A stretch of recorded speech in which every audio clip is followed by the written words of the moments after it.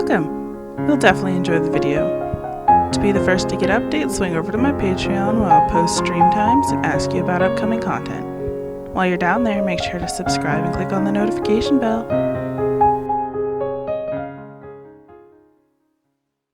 As everyone's cuddling up snugly at their house, not able to step outside, I just thought maybe I should help you guys out.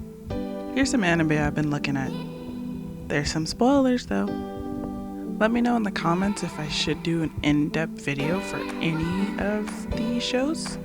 But let's just start off with A Destructive God Sits Next to Me.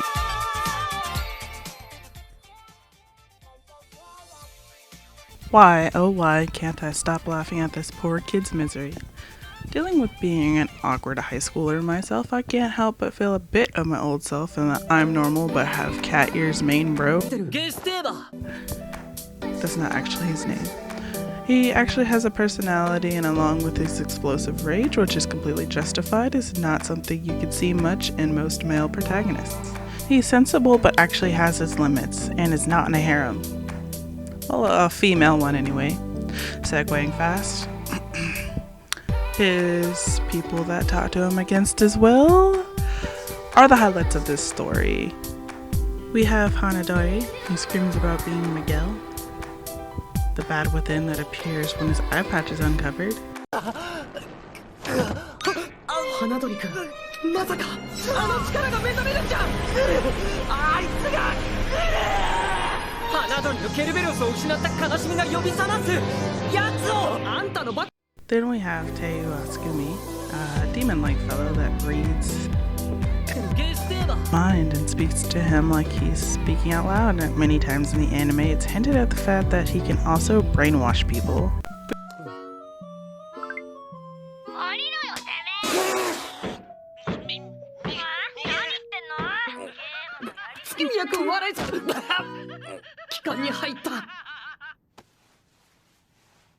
Ah, ひどい目にあった。セリ君、炭酸でむせるのは苦しかったろ。びっくりした。君の行動はお見通し。We got Hibi, and him's just a bad luck noodle with a scythe. Yes, the scythe is normal at this point. はい、大丈夫大丈夫じゃなさそう。よろしくお願いします。よろしく。いつもの僕らしく。お姉さん、気をつけた方がいいですよ。僕は不運を引きつける死神ヒリウス。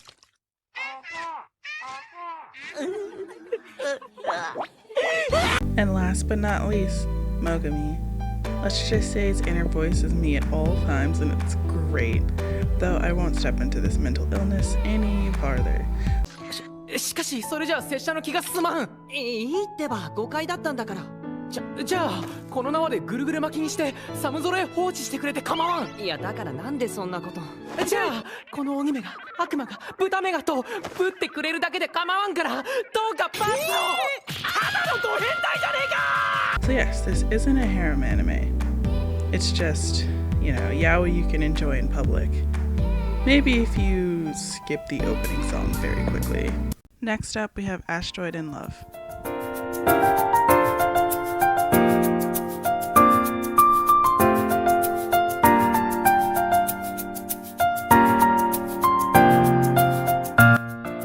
Slice of life, lesbians. The flip to the before mentioned yaoi, we swiftly move to Yuri you can watch in public. It starts out with a couple of kids, Myra and Ao, with life goals in kindergarten that I couldn't even think to achieve as an adult, discovering a new asteroid.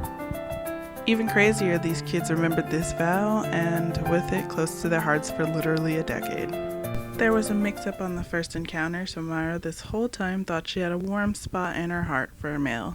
Upon realizing this, she has to hide her gay love for Ao in the most transparent way possible. Ao is just okay with being a lesbian and makes less of a stride to hide it. The whole drama is wrapped up nicely with the supporting cast, so you kind of forget your qualms about life and get to enjoy a tall glass of milk with this slice of life variety. Final note, though it's wholesome, and it's so cute I could just pee through my nose, this is more of a leisurely watch between big hitters.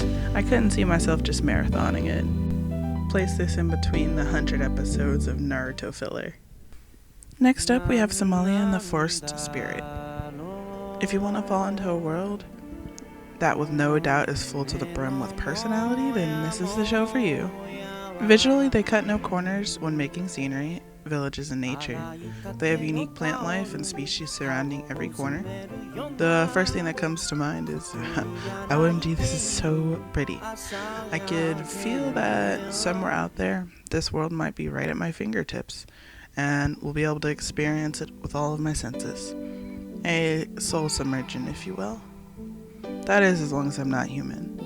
This story is set in a time frame where other inhabitants of the planet were absolutely sick of humans and their mess, and started killing us indiscriminately as we have killed them. We apparently sell pretty good for money, like cows and such. Lovely. So, the story is as follows. A human girl is lost and found in a forest by a golem whose job is to protect all living life in the forest at all costs, including the newly runaway slave child. 人間の子供。お父さん。 He takes a liking to her, but knows she will surely die if she's left alone, and his fear comes from the looming end of his shift. The caretaker of the forest, and that would be after his death. After 1,000 years on the dot, golems die and there's no way to stop it, and a new one will come take his place. So the main cute girl, Somalia, is disguised as an Or, and they go about finding where the rest of the humans are hiding. But with that, other creatures do have heightened sense of smell, and she's often in danger. But story or not, the world building is a 100% 10 out of 10 from me. Give it a try. Madoka Magica side story. I can't say much, but I'm excited. They waste no time pulling you in with the spectacular animation that the series is known for. The plot follows Iroha, a new magical girl that can't remember what her wish was for her powers, which is quite an oddity. If you didn't know, you make a wish and you kind of fight to the death in return for it being granted. You should definitely watch the first series if you didn't already. The setting is around finding rumors being possibly true and finding out what the tea is. A lot of them having direct leads for the ever-growing missing girl count. This has a hand in what she thinks her wish may be. This is set in a timeline with the head still on Nami and the world-famous orphan Kyoko showing up, as this is placed in an alternative timeline where they're still alive. There are some context clues that they still remember Madoka, so that's interesting. While this is all fine and dandy, its pacing is to be desired. The fights and life traumas of the girls are put to a near screeching halt, often through exposition dumps and the hide-and-go-seek aspect of finding out if the rumors are true or not, though this is to be expected with the story set up this way. This also follows up with the cliche, everyone telling Iroha that she's weak and is a danger to everyone if she continues the path she's going. I can't help but think there's a lot of similarities from the main story, even the same hair color, but the looming feeling of foul play is why I'm still here very eagerly. Next up we have Fate Grand Order. Absolute Demonic Front, Babylon.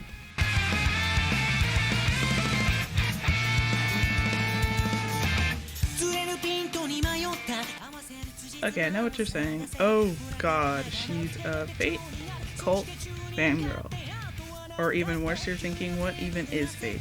So to answer your question, no, I'm not a Fate fangirl, and there's no way of me explaining the universe at all, so I won't even try it. But I will say that people who are already stuck on this insane ride, try this one out.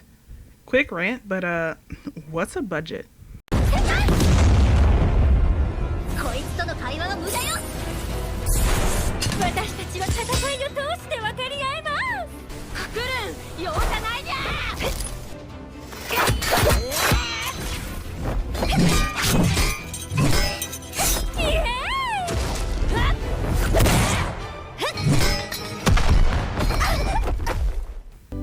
This whole chunk of the series feels like straight fire.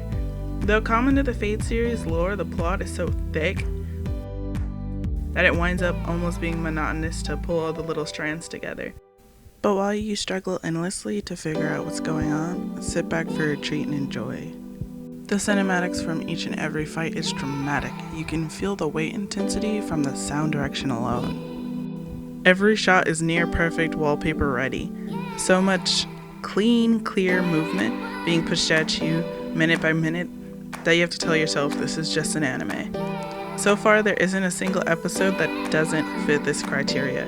Even the real talky exposition dumpy ones have more heart-pumping, exhilarating action than a whole season of garbage Boruto. I think this is a real treat and might do a more in-depth video on it some other time. That was it. I hope you can pick up on these anime in the long time to come. Thanks for hanging out with me. Let's see some love over at my Patreon. See you next time.